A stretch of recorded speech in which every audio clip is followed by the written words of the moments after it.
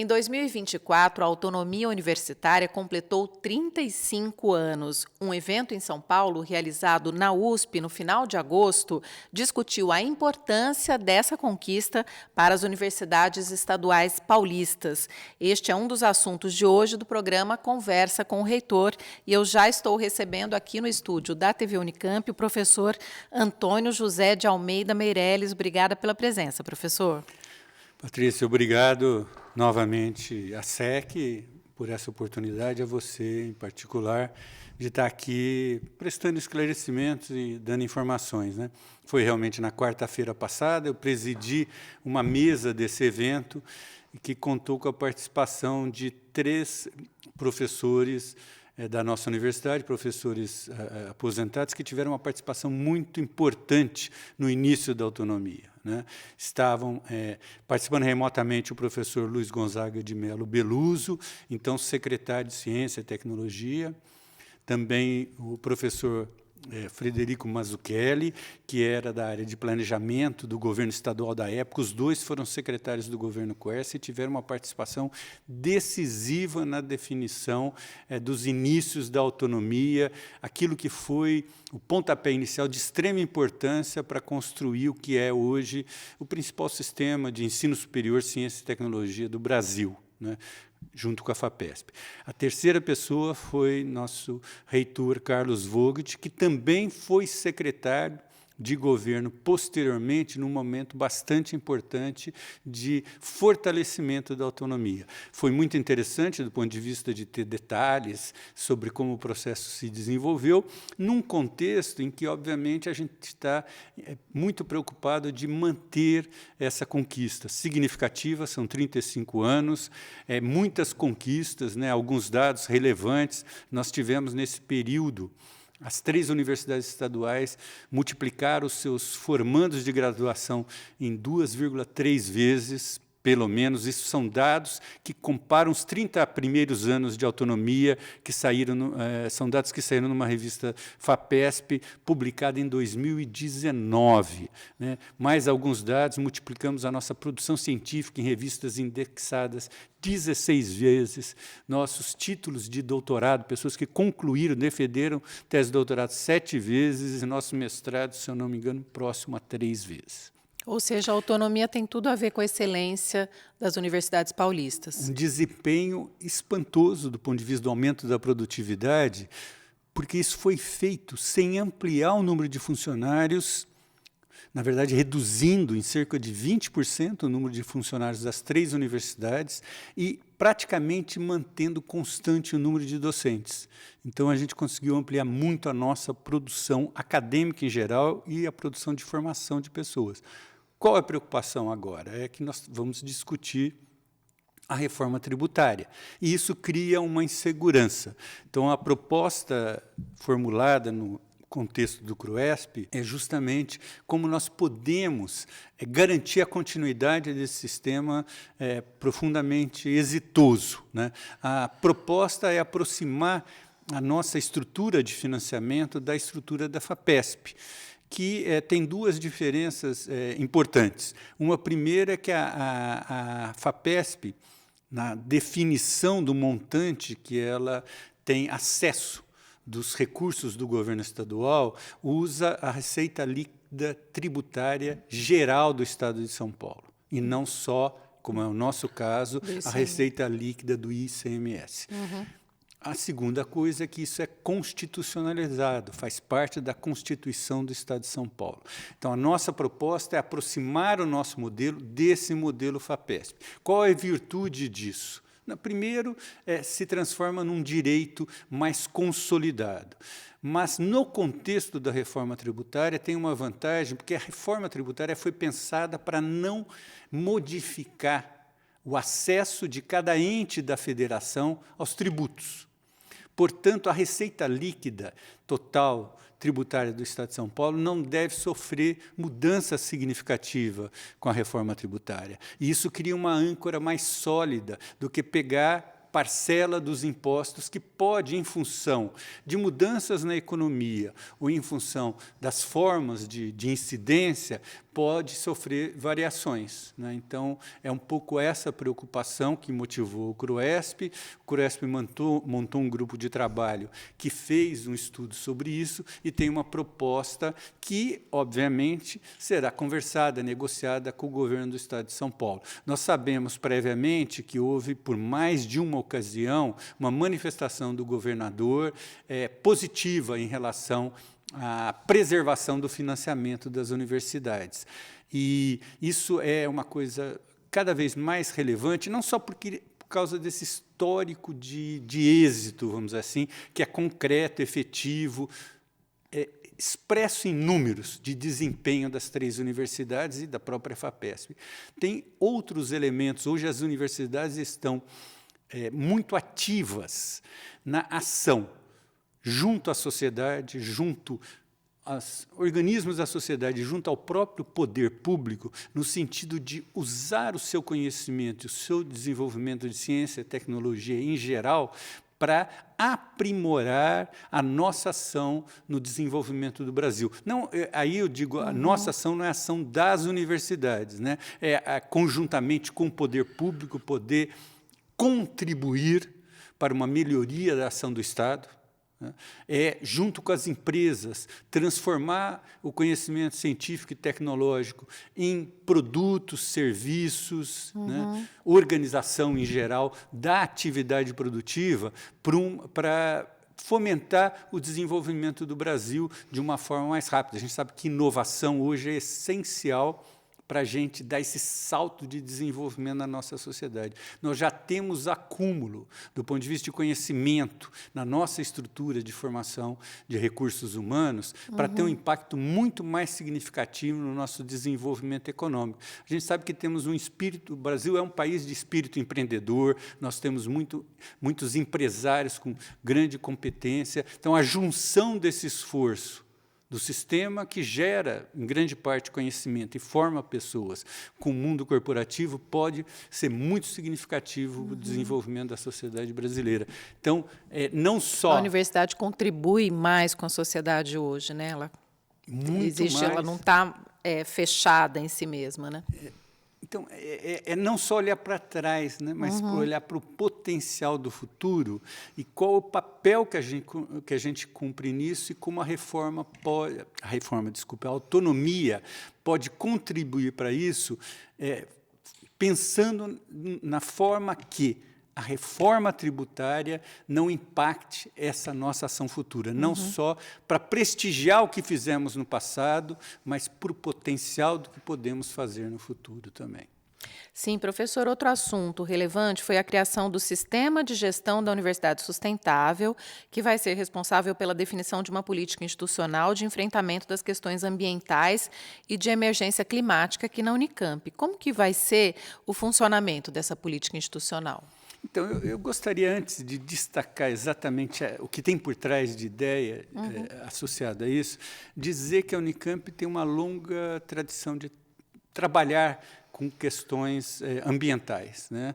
Desde a criação do Núcleo de Ecologia Humana, depois a transformação no NEPAM, a criação de um programa de pós-graduação de melhor desempenho nessa área, que é o programa Meio Ambiente e Sociedade, né?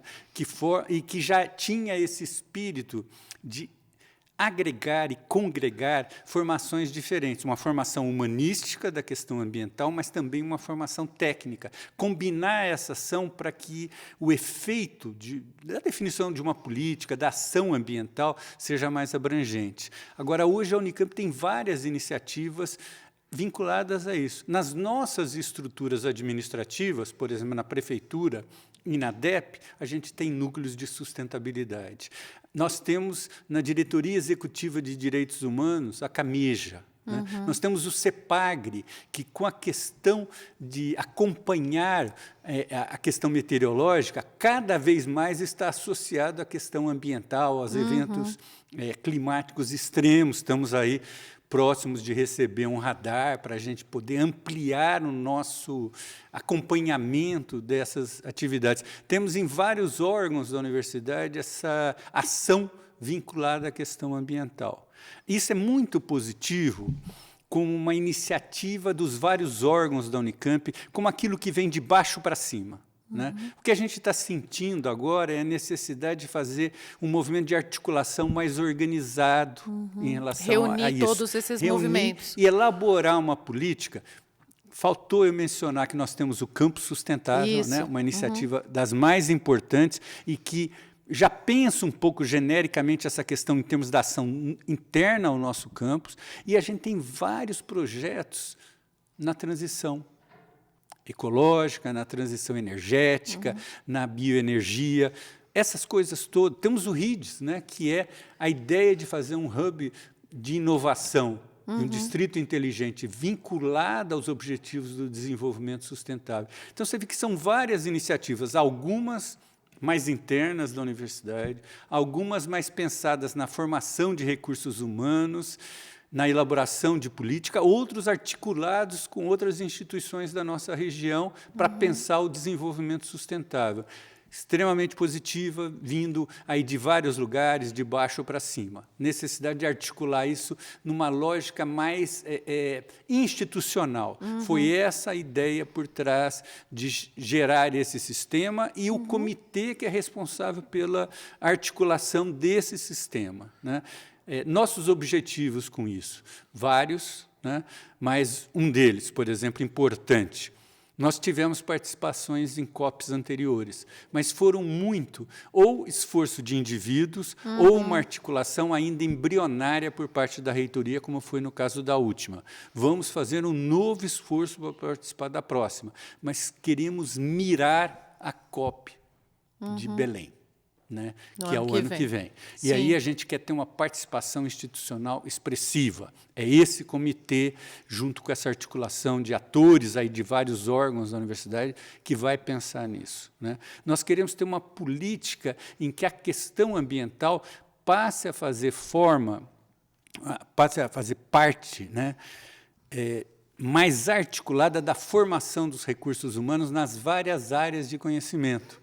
Que isso tenha uma parte mais genérica, porque as pessoas têm que entender essa lógica de interação de vários conhecimentos em torno da questão da sustentabilidade. Mas tem que ter também aquela combinação com o aspecto específico da formação. A contribuição que cada área de conhecimento dá para esse esforço articulado tem a ver também com aquilo que é próprio da profissão e da formação técnica. Nós temos que ser capazes de juntar esse elemento de formação geral de pessoas de várias áreas com o elemento da contribuição específica que essa área pode dar, para formar profissionais melhores, que tenham uma visão geral, mas que saibam como a importância técnica deles pode contribuir para essa formação geral. E também para atrair mais as pessoas. Tem pessoas que têm uma atração maior por temas gerais, tem outras que têm uma atração maior por temas específicos. A gente precisa ser capaz de agregar essas questões. E também de formular uma política mais ampla, né, no espírito do campo sustentável, mais ampla para a gente pensar nossa própria sustentabilidade, para a gente acelerar o processo de transição para uma universidade plenamente verde, né? Sustentável, uma universidade verde. E como resultado adicional disso, que a gente consiga colher melhor as informações da nossa própria ação interna. Como a gente tem essa estrutura que é descentralizada, às vezes a gente encontra dificuldade de expressar, né, nessas nossas participações nos rankings, por exemplo. Nós somos provavelmente a universidade que melhor tem desempenho no Brasil em relação a isso, mas isso não necessariamente se expressa nesses rankings Green Metrics, ou mesmo na parte ambiental dos rankings gerais, que hoje tem essa parte já, né? Então, um dos objetivos desse comitê, desse sistema, é também ser um agregador dessas informações para a gente ser capaz de expressar nessas disputas aí, nesses rankings, toda a qualidade e quantidade do trabalho que a gente desenvolve nessa área. É esse o espírito... desse sistema e dessa... A virtude política. Aí que eu gostaria de completar é isso, sem tirar a iniciativa de baixo para cima, ser capaz de desenvolver uma articulação no topo dessa estrutura que gere um movimento cooperativo mais intenso e reflita melhor as oportunidades de trabalho conjunto dessas várias estruturas, né? Entendi. Bom, e também teve um outro assunto aqui que a gente vai abordar, é a aprovação da Lei de Cargos da Unicamp, né, na Assembleia Legislativa. O que exatamente diz essa Lei de Cargos? O que é que vai mudar, professor? Então, primeiro uma questão importante, aí, talvez, para destacar, é que essa é uma batalha nossa como gestão desde o início do mandato, né? Em relação às outras duas universidades estaduais, a Unicamp tem uma particularidade. Em relação à USP, ela é bem mais nova. A Unicamp foi fundada no final de 66. A USP tem uma história bem mais longa. Em relação à Unesp, a Unicamp partiu praticamente do zero. Vamos dizer, ela tinha duas estruturas prévias a nível de graduação, né, que era a Faculdade de Ciências Médicas e a Faculdade de Odontologia de Piracicaba. A grande maioria dos cursos na Unicamp nasceram com a própria criação da Unicamp. A Unesp ela foi formada a partir de institutos isolados que já pré-existiam. Isso significou que nós passamos um período longo, isso foi mais ou menos até início de 85, por um período em que a gente não tinha uma estrutura institucionalizada e, como tal, nós não tínhamos um quadro de funcionários e de docentes concursados, né? Esse quadro hoje é chamado quadro em extinção. Quando uma pessoa desse quadro se aposenta, ele não cria uma vaga para a gente poder contratar. Não fica disponível a vaga. Não fica disponível. Então, ao longo do tempo, principalmente depois que se gerou o período de aposentadoria dessas pessoas, nós temos ainda pessoas nesse quadro que não se aposentaram. O que acabou acontecendo é que o número de vagas que a gente tinha foi decrescendo. Nós chegamos num ponto em que, numa universidade como a Unicamp, a gente tinha 40 vagas para contratar novos docentes. Cada vez que aposentava um do quadro em extinção, você não poderia contratar outro. Então, nós começamos a ter dificuldade de gerir essa questão, né? Então, nós entramos já no início da gestão com uma lei, um projeto de lei, na verdade, para legalizar o nosso quadro. Legalizar no sentido que usar a referência quantitativa inicial, basicamente, para que esses quadros, para que esse quadro fossem mantidos.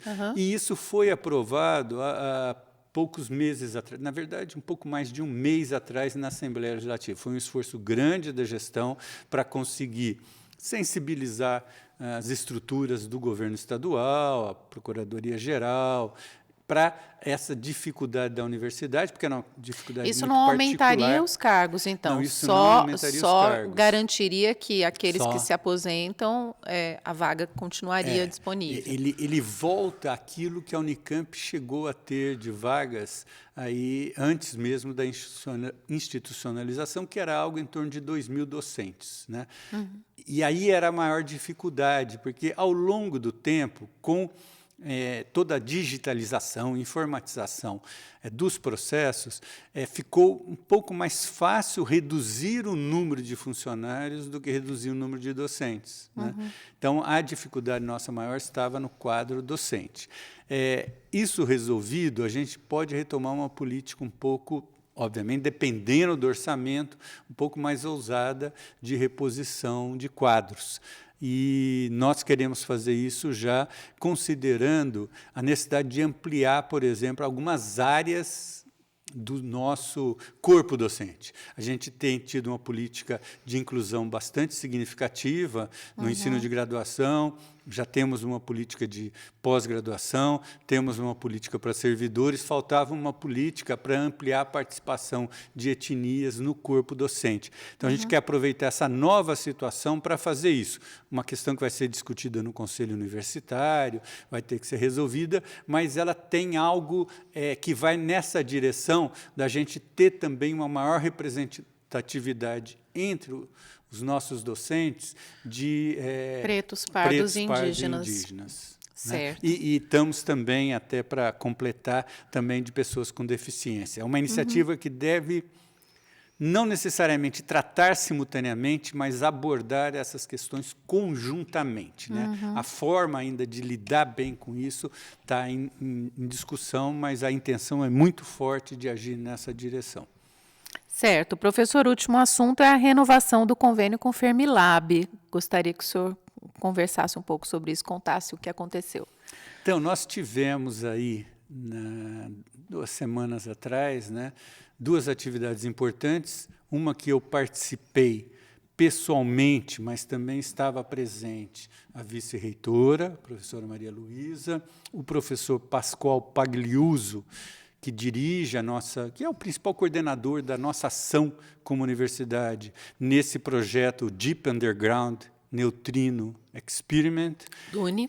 O DUNE, né, que é coordenado aí pelo Fermilab, e também estava presente um professor nosso, mas que é o presidente do Conselho Técnico Administrativo da FAPESP, que é o professor Carlos Américo Pacheco. Então, nós 4 participamos em Dakota do Sul, na cidade de Lead, visitando a estrutura que são 3 cavernas, saiu a matéria no site da SEC, né?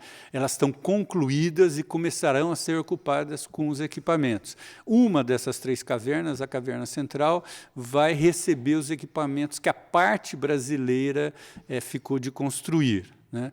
Então, essa foi a primeira parte da visita, teve uma cerimônia com a presença de cientistas, com a presença de políticos do Estado e da região, e nós tivemos também direito à fala, estavam presentes, do ponto de vista, vamos dizer, de fora dos Estados Unidos, representantes do CERN europeu e representantes do Brasil. O Fermilab é o principal agente dessa iniciativa, né? O CERN está aí na 2ª posição e o Brasil está na 3ª posição, sob a liderança da Unicamp.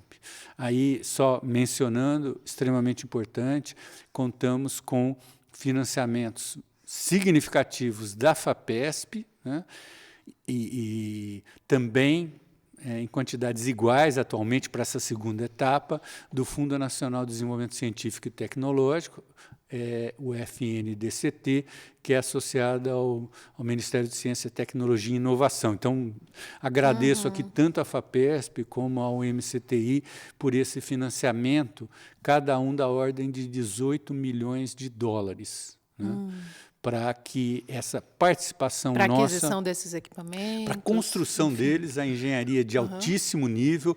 Estaremos aí trabalhando em temperaturas de menos 180 graus Celsius, com detalhes de pureza do argônio líquido que é usado, da ordem de 100 partes por trilhão, menor que isso, uma estrutura que tem que purificar e manter isso permanentemente puro ao longo de cerca de 30 anos, né?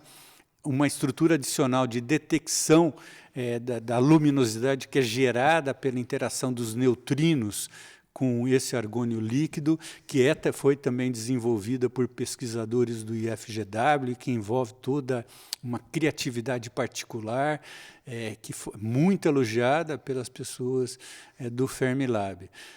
Junto com isso, daí eu prolonguei um pouco a minha estadia. Na semana seguinte, eu fiz uma visita ao Fermilab para a gente renovar o convênio de cooperação. Essa renovação vai até maio do ano que vem, quando devemos assinar o convênio da 2ª etapa, que é essa que a gente já tem os recursos, mas estamos agora definindo os detalhes das responsabilidades mútuas, né?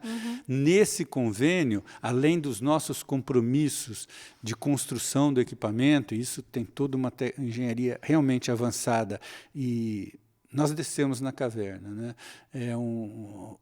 Os equipamentos eles têm que ser desmontados 1.500 metros abaixo da superfície. Nossa. Né? São elevadores modestos, vamos dizer, em termos de tamanho. O equipamento é muito maior que isso, então ele tem que ser já pensado para ser desmontado, levado 1.500 metros abaixo e ser montado na estrutura lá embaixo. São cavernas imensas, então tem toda... Não é só a questão das condições em que isso vai operar, mas a própria forma como ele é construído para poder ser desmontado, vamos dizer assim, ou as partes serem possíveis de serem transportadas e ser montado lá embaixo, tudo isso tem que ser pensado previamente, né? Então, exige aí um detalhe construtivo bastante significativo. Mas tem uma outra virtude bem interessante nisso, é que a intenção, intenção não é garantido, né?